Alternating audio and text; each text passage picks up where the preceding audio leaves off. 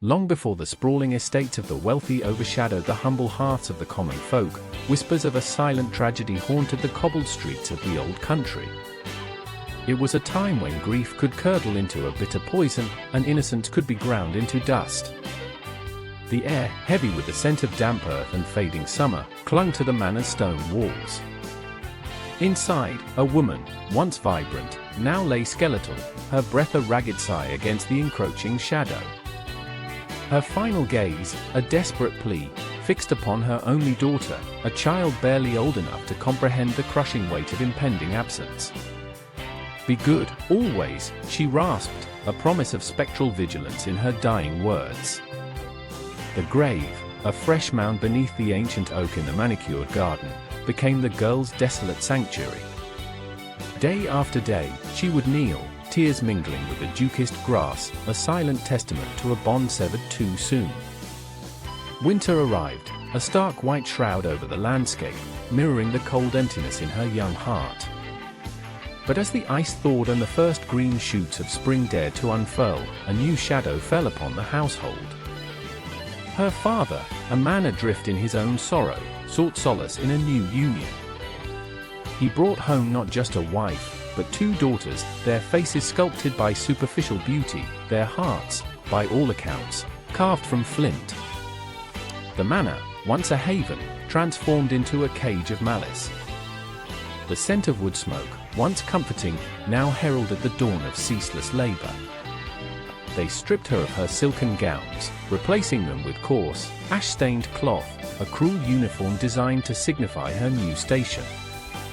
"What use is parlor air to a scullery maid?" they sneered, their voices like sharpened shards of glass. The hearth, where embers glowed and stories were once shared, became her desolate bed, the ashes her only comfort. They christened her Ashbuttle, a name that dripped with contempt, a constant reminder of her degradation. Her days began before the first hint of dawn, hauling water from the well, stoking the kitchen fires, her hands raw, her spirit eroding under a torrent of relentless tasks and venomous taunts. The world outside, vibrant and alive, mocked her confinement. One brisk autumn morning, the father announced his journey to the distant fair. The stepsisters, their eyes gleaming with avarice, demanded silks and jewels.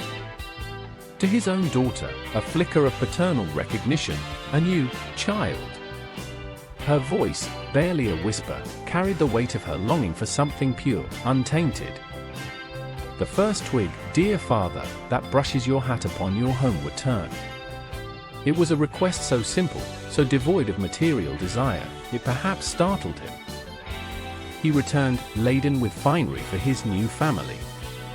But as his horse ambled through a dense copse, a hazel branch, as if guided by an unseen hand, brushed his hat. He snapped it off, a small, unassuming token. He presented it to his daughter, a fleeting gesture of connection in a sea of neglect.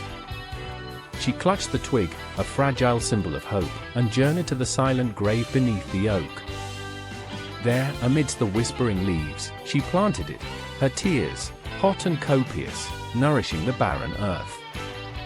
And in that sacred space, watered by sorrow and unwavering devotion, the twig took root, a nascent sentinel, destined to grow into a formidable tree, a living monument to a forgotten promise, and a girl marked by ash, but not broken.